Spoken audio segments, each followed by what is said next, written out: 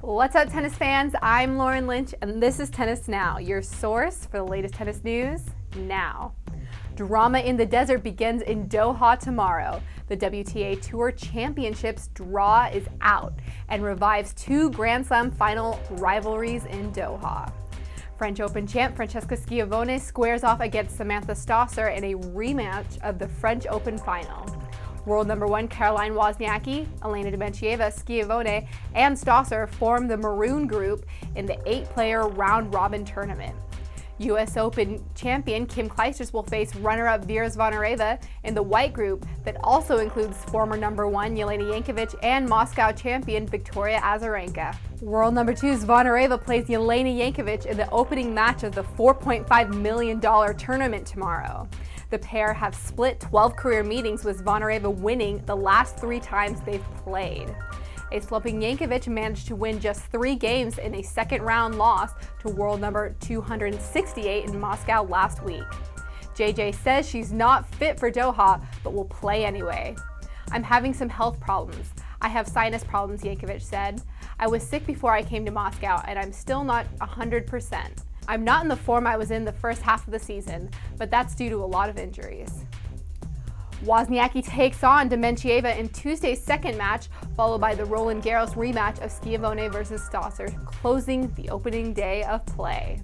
Clijsters, who took the title in 2002 and 2003, is the former champion in the field, with both Serena and Venus Williams withdrawing due to injuries.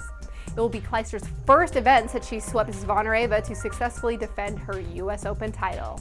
If Clijsters has a solid showing this week, she will surpass Serena for the year number 3 ranking. The hottest player in tennis, Wozniacki, has won 24 of her last 25 matches and is aiming to win her 7th title of the season. "I feel great and eager to play."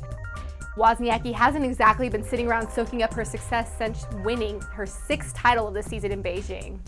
Avid boxing fan Wozniacki has been doing some boxing workouts to train for Doha, then took time out to watch her older brother Patrick, a professional soccer player, compete in Denmark's version of Dancing of the Stars. The show is very popular in Denmark, and Patrick is now in the final 6, Wozniacki reports. "The show takes so much work, but he is one heck of a dancer, and I'm so proud of him." Lleyton Hewitt and wife Bec Cartwright are now one child short of a family doubles team. Aussie actress Cartwright gave birth to the couple's 3rd child, a baby girl, on October 19th in Sydney. The Hewitt's first child, daughter Mia, was born in 2005. Son Cruz Hewitt was born on December 11, 2008.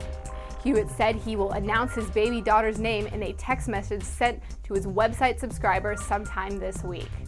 "Mom and baby are great. Dad, big sister, and brother are elated," Hewitt said. "You might think he's more prepared for the AARP than the ATP, but more than a quarter century after his Vienna debut, Thomas Muster returns to Vienna to play this week's Bank Austria Tennis Trophy tournament. Muster will play 157th ranked Austrian lucky loser Andreas Heider Morer.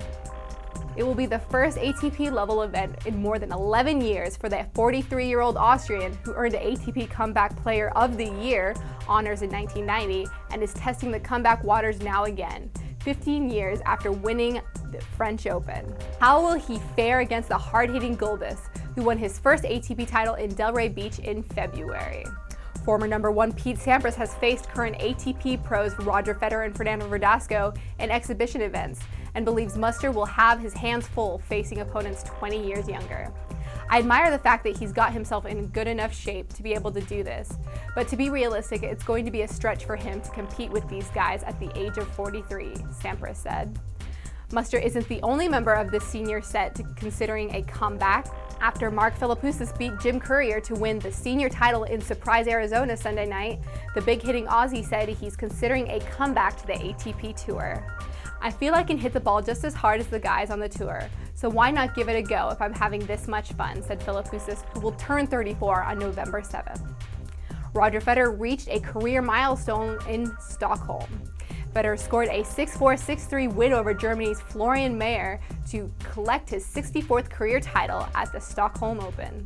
The second-ranked Swiss equals Pete Sampras' career title total and now 4th on the Open-era all-time title list behind Jimmy Connors, Ivan Lendl, and John McEnroe. "It means the world to me to win this title," said Federer.